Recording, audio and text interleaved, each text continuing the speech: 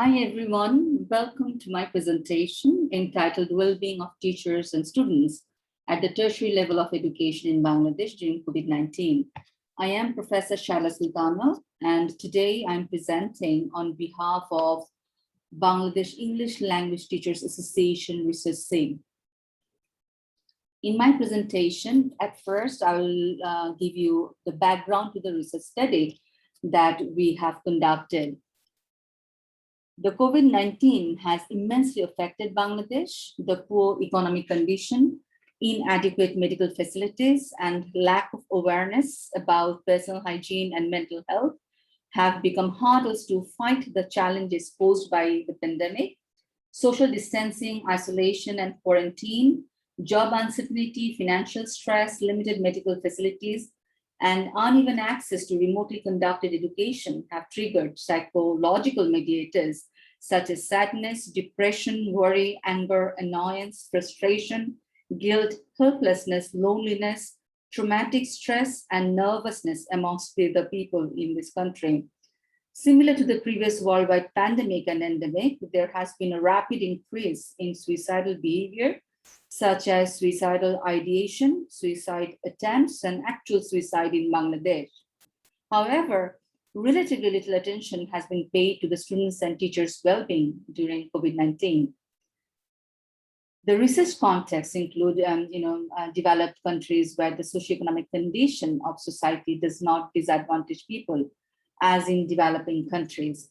And that is why the objective of our research was to identify the factors influencing university teachers and students' well-being in online teaching during COVID-19 in Bangladesh. It seems crucial to develop a framework of well-being that may address the multifaceted nature of well-being. Dodge et al. Suggested a dynamic definition of well-being, addressing the equilibrium or balance affected by live events and challenges. According to them, well-being refers to individual and collective needs of equilibrium in physical, social, and psychological resources. The positive relationship between teachers' well-being and their efficacy in teaching and instructional activities has been empirically proven, even though the well-being of teachers and students should be the central concern in educational psychology. The education sector seems more preoccupied with teaching and learning rather than students and teachers' well-being. Hence, Sator rightly identified that in today's accountability culture, test scores, attendance records, university entrance, these are the important aspects in the education sector. As a result, there are gaps in existing literature addressing students and teachers' well-being in the contemporary education system. In an online cross-sectional survey, Dodd et al. Explored the psychological well-being of domestic and international university students at an Australian university during the COVID-19 pandemic. And they identified that postgraduate students performed better than undergraduate students in terms of well-being. The study concluded that female students and students with low self-reported social status in particular needed immediate attention. Students' poor well-being in Australia is instigated by different social conditions, such as employment uncertainty, fragmentation of time, and financial hardship that increase stress in their lives. Wynne summarized the relational approach to well-being that highlights the social processes succinctly. Other similar research studies identify the unpredictable and complex social and economic relationships and circumstances as the most vital factors for students' well-being. These factors are on many occasions beyond their control. These research studies, in fact, indicate that educational experiences are peripheral to their sense of well-being. Students conceptualized well-being in terms of 4 independent domains: physical, mental, and emotional, and spiritual and social well-being. In addition to money, cars, or materials, they gave importance to independence, health, and their own selves, their relationship with family members, friends, nature, pets, and neighbors were also significant. ability to think, make a decision, feel well, happy, pleased, fulfilled, and content, and strive to become whom they were equally emphasized. Neither school nor learning was mentioned by them. They do not have many references to their future either. So in summary, the research indicates that students' well-being has little to do with learning and teaching as such. They're more associated with social factors beyond the classrooms.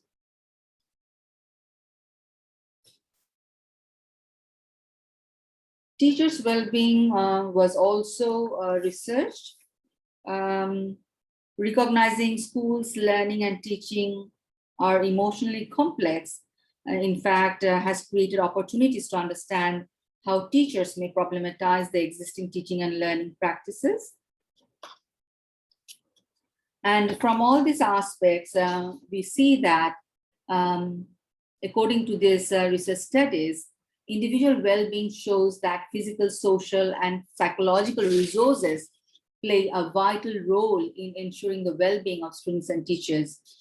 And to understand teachers and students' well-being in relation to online teaching and learning, it seems essential that we consider the physical, social, psychological resources and challenges, specifically in the context where students and teachers have limited access to technological support. Context and materials play an essential role in individual and collective teaching and learning, as well as well-being. We conducted a mixed method approach. We collected the data from online survey and focus group discussions. 208 teachers from 28 private universities and 674 students from 17 private universities participated in the survey respectively. Today's presentation is based on the qualitative data drawn from focus group discussions.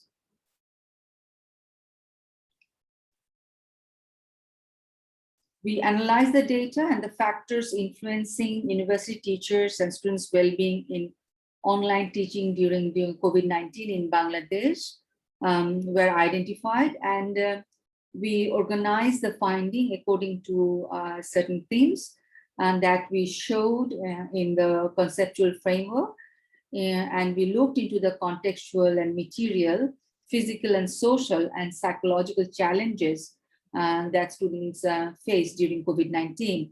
The first one is contextual and material resources and well-being. The data analysis reveals that in online-based teaching and learning in higher education during COVID-19 pandemic in Bangladesh, most students and teachers do not feel comfortable because of their inadequate access to contextual and material resources. It was not possible to be connected to online classes if students stayed at home in many cases. Against this backdrop, despite having the potential possibility to be infected by coronavirus, many students had to go out of their home during the lockdown and stayed in an open field or sat under trees, rode on a tree or top of a roof of the local areas to be connected online and continue online classes, regardless what the weather was. Rural students sometimes attended the classes going out of home despite having windy or rainy or scorching sunny weather. During the pandemic, rather than becoming humanistic, mobile operators in Bangladesh have increased data packages that have created financial anxieties among the students, particularly from middle class or lower middle class families who use mobile data. Except for a few institutions, most of the institutions also did not come forward to help their students with data support.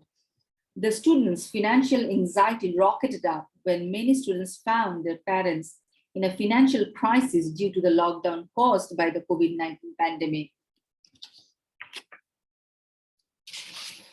Environment quality was also identified as a factor for students and teachers' well-being. Female students faced additional anxieties and feared when they had to go out of the home to have potential, and they had potential risk with their safety and security. it was prevalent that they had to stay over there hours after hours because they had to attend 1 to 3 classes in a day, where each class's duration was 1 to 2 hours. Students were not comfortable interacting with teachers in online classes, even not in online presentations with cameras to maintain their privacy.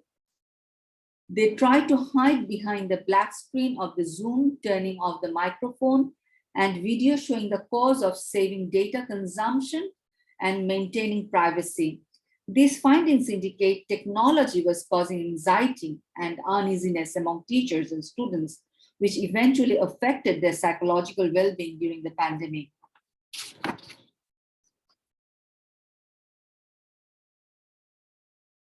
Students' dropout has increased during the pandemic.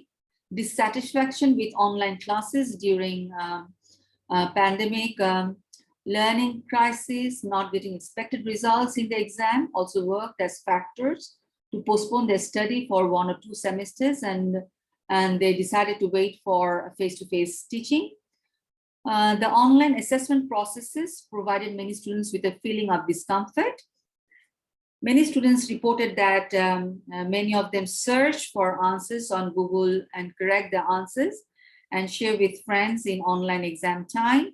This malpractice has made those students shocked who have provided answers based on their ability rather than taking help from any sources or anyone. Another reason for feeling uncomfortable for the student is the pressure of assignment-based assessment.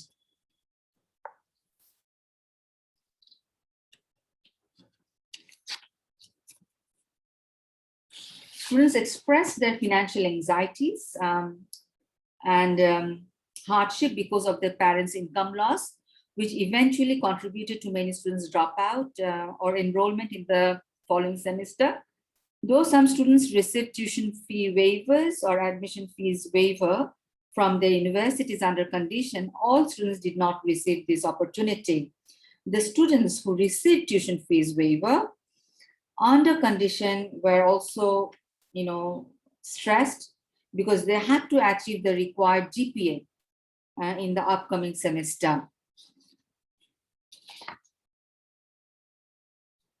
Teachers' well-being is closely associated with their job security, regular payment, and reasonable workload.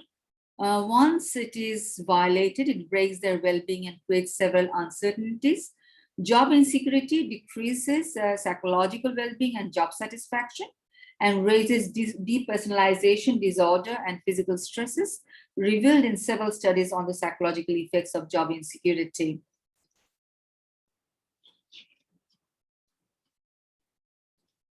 Physical health and abilities are also important for students and teachers' well-being. The data analysis further shows that online teaching, learning, and assessment processes have been physically taxing and time-consuming, and consequently creating physical and mental anxieties. Teachers have tried their level best to make the online classes reliable and accessible, but as a consequence, their workload and working hours have been increased. It was found that due to the online remote teaching and learning processes, both teachers and students suffer from physical discomfort, such as back pain, blur vision, headache, and other physical discomfort because of the prolonged engagement with online activities. No matter how long they work, they must attend online meeting after an hour, even though late at night. Burden of family obligations for women was also identified as one of the factors that hindered their well-being. Female teachers seem to suffer from an additional source of anxiety because of their social relationships and responsibilities at home. They are the usually primary caregivers, and hence they need to take care of their family members and on many occasions, COVID-19 patients at home. Any sickness and death seem to have more stimulating effect on them. Also, as women in the household, they have more responsibilities, including child rearing and household chores. The young mother teachers participants need to supervise their young children when these children have their online classes. When in the same household, the father, mother, and children have online commitments such as classes and meetings, it seems women have to be the manager of these simultaneous events in the household. Arranging adequate numbers of laptops and smartphones has also become a hurdle for women. Thus, being quarantined at home and meeting the demands of multiple and simultaneous roles of wife, mother, teacher, and employee within the same space has become a source of stress and anxiety for female teachers. Consequently, both students and teachers have suffered from psychological issues, and they have also experienced different feelings like hopes and fears and anxieties. Teachers, express their financial anxieties and fear of losing the job.